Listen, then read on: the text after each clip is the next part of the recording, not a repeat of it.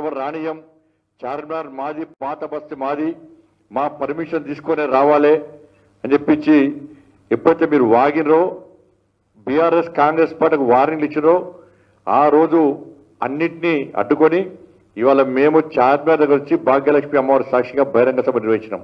ఇవాళ మళ్ళీ చెప్తున్నా, మీరు కనుక వందే మాత్రాన్ని అడ్డగిస్తే, వందే మాత్ర గీతాన్ని ఒప్పుకోకుంటే, పార్లమెంట్లో చేసే చట్టాన్ని అతిక్రమిస్తామంటే ఇలా భారతీయ జనతా పార్టీ ఆధ్వర్యంలో లక్షలాది మంది కార్యకర్తలను చార్మినార్ తీసుకొచ్చి భాగ్యలక్ష్మి అమ్మవారి సాక్షిగా సామూహికంగా వందే మాత్ర గీతాన్ని ఆలపించే కార్యక్రమాన్ని నేనే నిర్వహిస్తా.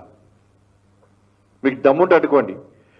మేము సామూహికంగా లక్షలాది మంది కార్యకర్తలు, భారతీయ జనతా పార్టీ కార్యకర్తలు సామూహికంగా వందే మాత్ర గీతం ఆలపిస్తుంటే మీ చెవులలో దూదులు పెట్టుకున్నా కూడా మీకు వినిపించే విధంగా మేము కార్యక్రమం నిర్వహిస్తాం. కాంగ్రెస్ పార్టీ కానీ మీరు కానీ ఎట్లా అడ్డుకుంటారో మేము చూస్తాం. నేను సవాల్ చేస్తున్నా, అడ్డుకునే దమ్ముంటే మీరు అడ్డుకోండి. ధైర్యంగా భారతీయ జనతా పార్టీ కార్యకర్తలు భారతీయ జనతా పార్టీ జెండా పట్టుకుంటాం, కాసేపు జెండా పట్టుకుంటాం, త్రివర్ణ పతాక జెండా పట్టుకుంటాం, వందే మాతర గీత్ వందే మాతరం అంటూ భారత్ మాతాకి జయడు జై శ్రీరామ్ అంటూ చార్మినార్కి చేరుకుంటాం.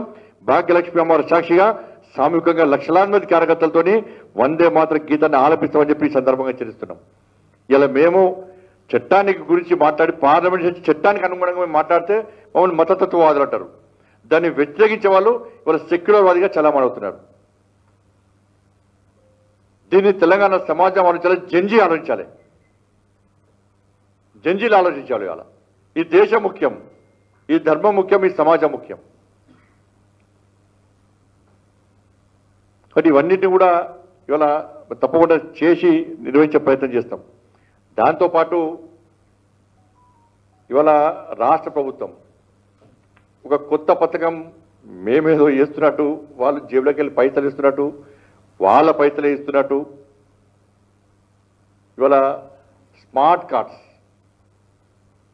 కార్డ్స్ మేము పంపిణీ చేస్తున్నాం ఇవ్వాలని చెప్పి ఈ స్మార్ట్ కార్డ్ దేనికోసం, దానికి 600 ప్రింటింగ్కి 600 కోట్లు ఖర్చు పెడుతున్నారు. ఈ తెలంగాణ రాష్ట్రానికి ముఖ్యమంత్రి శాశ్వతం కాదు, ఆ సంబంధిత మంత్రి శాశ్వతం కాదు. ఇప్పుడు మొన్న కర్ణాటకలో కొట్టించింది. కర్ణాటకలో ఏమైంది? సిద్ధరామయ్య రాజీనామా చేసాడు, కొత్త ముఖ్యమంత్రి వచ్చాడు, శివకుమార్ వచ్చాడు కదా. ఆ కార్డులన్నీ వేస్ట్, ఇక 600 కోట్లు వేస్ట్. ఇప్పటికే అప్పుల పాలేను. ఎందుకు పెట్టాలో ఫోటోలు ఎందుకు పెట్టాలి? 600 కోట్లు తిరిగి పర్మనెంటా రాష్ట్ర ముఖ్యమంత్రి గారికి? కదా సంబంధిత మంత్రి పర్మనెంటా? గతంలో కేసీఆర్ ప్రభుత్వం 200 కోట్లు ఖర్చు పెట్టింది. ఒక్కటి రేషన్ కార్డు, ఆ రేషన్ కార్డు మూలపడేసింది. 200 కోట్లు నాశనం అయిపోయినాయి.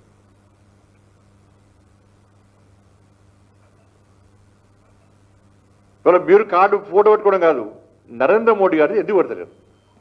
వాళ్ళు ఎంత దుర్మార్గం అంటే, బియ్యం ఇచ్చేది నరేంద్ర మోడీ గారి ప్రభుత్వం, బియ్యం ఇచ్చేది నరేంద్ర మోడీ గారి ప్రభుత్వం. ఈ తెలంగాణ రాష్ట్రంలో 57 లక్షల మంది, 57 లక్షల కుటుంబాలకు రేషన్ కార్డులకు నరేంద్ర మోడీ ప్రభుత్వం ఇలా బియ్యం ఇస్తున్నది. అంత్యోదయ స్కీమ్ కింద 30 కిలోలు బియ్యం ఇస్తున్నాం.